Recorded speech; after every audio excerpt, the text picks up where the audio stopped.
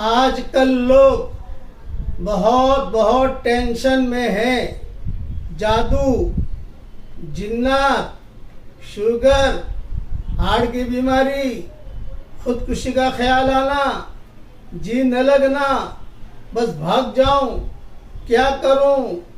इसके लिए मैंने रुकिया शरइया तैयार किया है, जिसमें आयत तौहीद भी है। पहली मर्तबा ये काम हुआ है। आपका काम है सिर्फ सुनना, बस ध्यान से सुनो तो इंशाअल्लाह बहुत फायदा होगा और इसका बहुत बहुत अच्छा रिजल्ट है।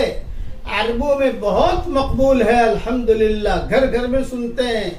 और इसी तरीके पर ये रुकिया शरइया अपने बिरादरान वतन को भी दे सकते हो, ताकि वो भी सुने, इससे उनकी भी बीमारियां दूर होंगी।